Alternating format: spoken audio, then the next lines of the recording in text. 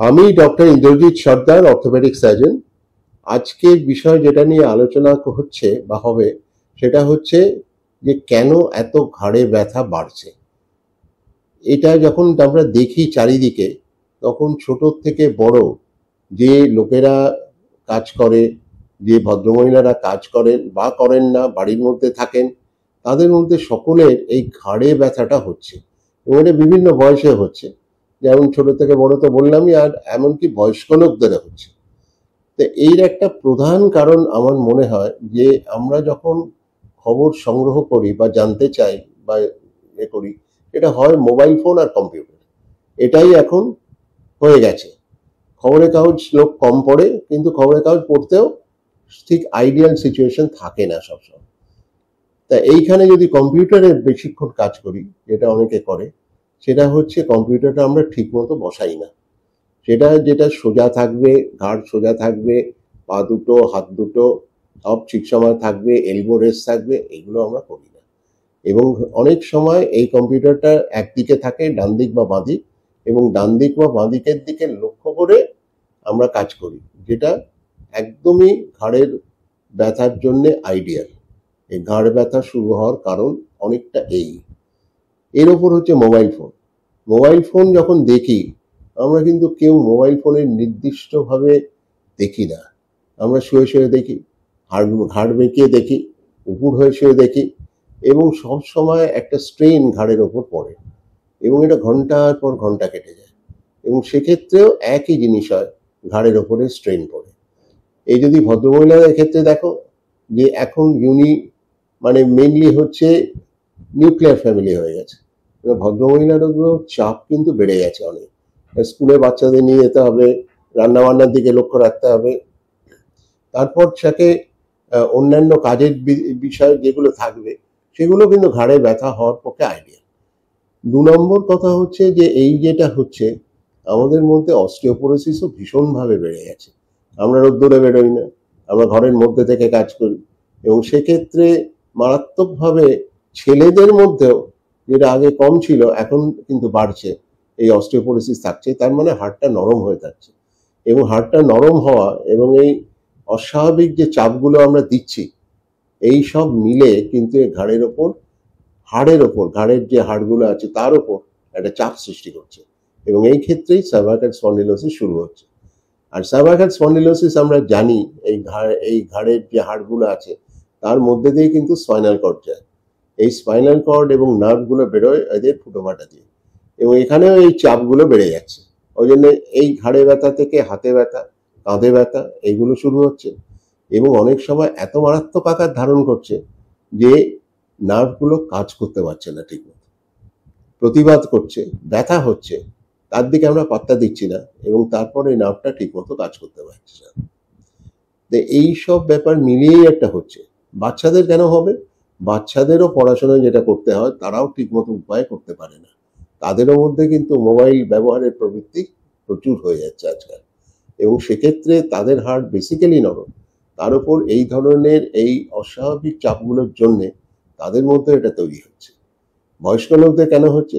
বয়স্ক লোকদেরও এই অস্টিওপোরোসিস হয়। আগেকার দিনে অতটা ছিল না, বাইরে বেরোতো, অন্যভাবে কাজ দেখা হতো না, মোবাইল ফোন কম্পিউটার কম ছিল, তারা খবরের কাগজ একটু পড়তো, খবরের কাগজ পড়ার ব্যাপারেও তারা নিজস্বভাবে একটু বেশি যত্ন নিত। কিন্তু এখন যেটা হয়ে গেছে, তাদেরকেও টেলিভিশন দেখতে হয়, তাদেরকেও কম্পিউটার দেখতে হয়, তাদেরকেও এই ধরনের মোবাইল ফোন দেখতে হয়, এবং সেক্ষেত্রে যেহেতু তাদের হাড় অবভিয়াসলি নরম এই বয়সের জন্য, এই অস্টিওপোরোসিসের জন্য তাদেরও হাড়ের ওপর চাপ পড়ছে, সার্ভাইকাল স্পন্ডিলোসিস হচ্ছে, এবং সেক্ষেত্রে যে নার্ভগুলো ভেতর দিয়ে যায় বা ফোকর দিয়ে বেরোয়, সেগুলোর ওপরও চাপ পড়ে যাচ্ছে। এই জন্য আমার মনে হয় যে সার্ভাইকাল স্পন্ডিলোসিস ব্যাপারটা বেড়ে যাচ্ছে। আজ অফিসে ঘাড়ে ব্যথা, ঘরেতে ঘাড়ে ব্যথা, এবং এটা নিয়ে সুরাহা যেটা করতে হয়, সেই ধরনের ব্যাপার হচ্ছে এই পজিশনগুলো অ্যাভয়েড করা, এক্সারসাইজ করা, এবং বাইরে রোদ্দুরে বেরোনো। এইটা হচ্ছে সব থেকে সহজ উপায়। সবসময় ওষুধ খেয়ে কিন্তু ভিটামিন ডি যেটা দরকার হাড়ের স্ট্রেংথের জন্য, সেগুলো কিন্তু করা যায় না। এটা ন্যাচারাল, যেটা বাইরে রোদ্দুর, গায়ে রোদ্দুর লাগলে খুব ভালো। লাস্ট কবে ছাদে গেছেন? দেখলেই বুঝবেন যে আপনি যান না। এবং এই সব ক্ষেত্রে যারা ফ্ল্যাট বাড়িতে থাকে, ছাদে যাওয়া ছাড়া তো উপায় নেই, তাই যেতেই হয়, যেতে হওয়া উচিত, কিন্তু যায় না। তো এইসব মিলেমিশে এই ধরনের সার্ভাইকাল স্পন্ডিলোসিস বেড়ে যাচ্ছে। বেশিরভাগ সময় আগে ধরা পড়লে এক্সারসাইজ মাধ্যমে, ওষুধ খেয়ে, পশ্চার চেঞ্জ করে কিন্তু অনেকটা সুরাহা করা যায়। কিন্তু যেটা মেজর জিনিস হচ্ছে, যদি এটাকে নেগলেক্ট করা হয় তখন কিন্তু ঘাড়ে ব্যথাটা মারাত্মক আকার ধারণ করে, স্পাইনের ওপর চাপ পড়ে এবং ওই নার্ভের ওপর চাপ পড়ে, এবং তখন এই নার্ভগুলোকে চাপমুক্ত করতে গেলে আর এক্সারসাইজ আর ওষুধে হবে না, কলার পড়তে হতে পারে, যেটা প্রিভেন্ট করে বিভিন্ন পজিশনে না যাওয়া। এবং সব থেকে ভয়ের জিনিস হচ্ছে অপারেশনের দিকেও যেতে হয়। অপারেশন করে ঘাড়ের ওখানে ওই নার্ভের ওপর চাপগুলো সরিয়ে দিয়ে, এটা ডিসপ্রোল্যাপসও হতে পারে, আর নার্ভের ওপর ওই যে ফুটোগুলো দিয়ে বেরোয় সেখানে চাপও হতে পারে। এই সব মিলেমিশে অপারেশনে যাওয়া একটা ভয়ঙ্কর ব্যাপার, তাই তো? একটা অপারেশন করা ইজ নট ইজি। এবং এই ঘাড়ের এই অপারেশনটা বিশেষত খুব সূক্ষ্ম অপারেশন।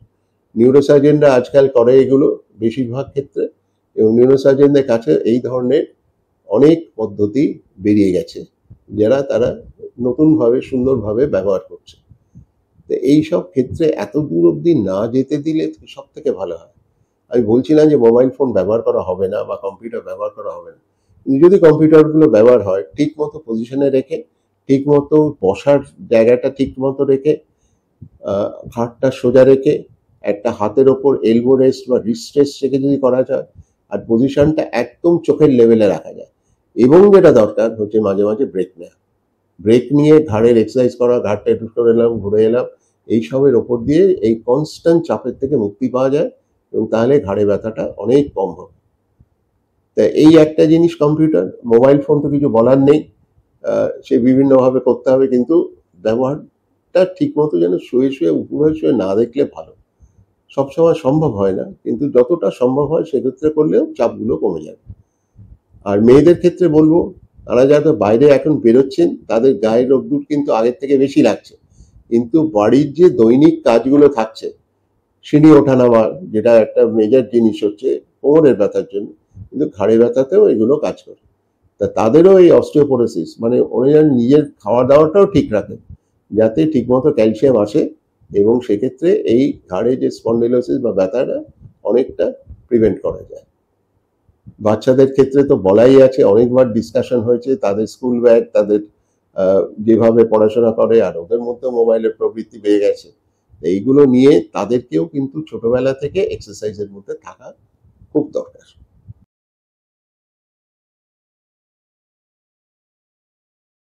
অফিসে যারা যাচ্ছে তাদের একটাই প্রবলেম থাকে, সেটা হচ্ছে অনেক সময় স্পেশালি আইটি সেক্টরে একটা লম্বা টেবিল থাকে, এবং সেই লম্বা টেবিলে বসেও কাজ করতে হয়, টেবিলটা উঁচু নিচু করা যায় না। যেটা করা যায় সেটা হচ্ছে ইন্ডিভিজুয়াল চেয়ারের উঁচু নিচু করা, বা কম্পিউটারটা একটু উঁচু নিচু করা সম্ভব। এবং সেক্ষেত্রে যেটা হয়, এই যে জিনিসগুলো বললাম, এক্সারসাইজ, মাঝে মাঝে ব্রেক নেওয়া, এই সবগুলো তো আছেই, এবং তা সত্ত্বেও বসার কায়দাটা হচ্ছে হাঁটু 90 ডিগ্রি ভাঁজ, অ্যাঙ্কেলটা 90 ডিগ্রি ভাঁজ, চোখ লেভেল ঠিক কম্পিউটার লেভেলে থাকবে এবং সোজাসুজি থাকবে। ডাইনে বা বাঁয়ে বেঁকে থাকতে গেলে কিন্তু আনন্যাচারাল একটা চাপ পড়বে। তো এইসব ছোটখাটো জিনিস নিয়ে দেখা, এটা অফিসেরই দেখার কথা, টু সি হাউ দে, যারা কাজ করছে তারা কমফোর্টেবলি কাজ করতে পারে এবং সব থেকে সেফলি কাজ করতে পারে। এইটুকু বলেই নমস্কার আপনাদের। আশা করি এই সব জিনিসগুলো থেকে আপনারা উপকৃত হবেন। ধন্যবাদ।